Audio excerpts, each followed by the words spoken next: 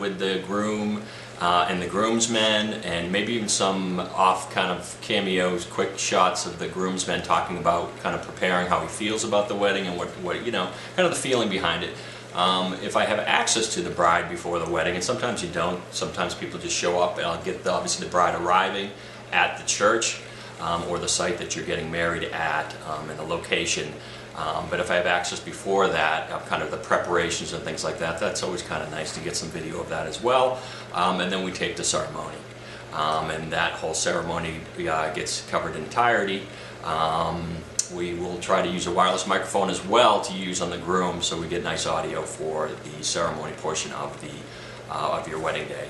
And then we go to the reception. Sometimes they're on site on the same location as the actual ceremony. Sometimes you drive to get to the reception.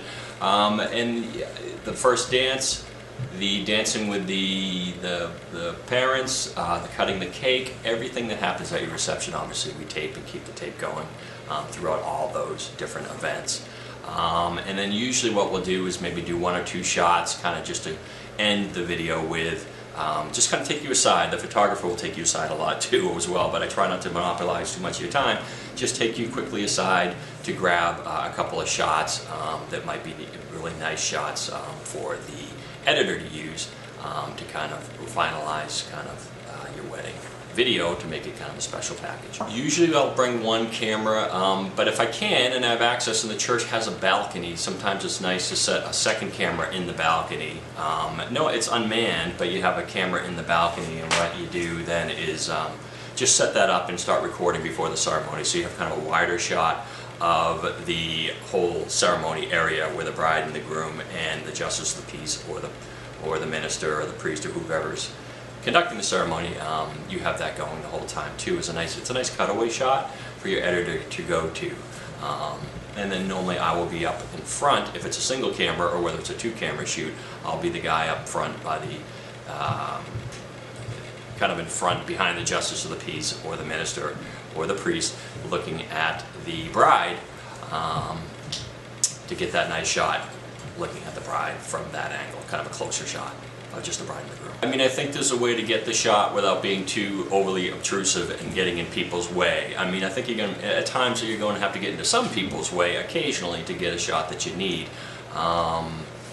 You know, but you're getting in, you know, we're trying to get the shot if it's the last dance or things like that, and oftentimes with a DJ they'll form a circle around the bride and groom for the last dance.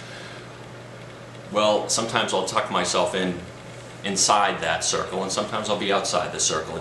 So you have to kind of maybe start inside the circle, but know that they're probably going to come in and give them a big bear hug at the end, so you kind of want to step outside that circle. So things like that, it gets a little bit, it's just kind of a decision that you have to make at that point in time.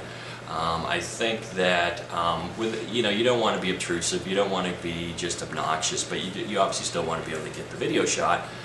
Because we're there to document your special day, so that's what we do.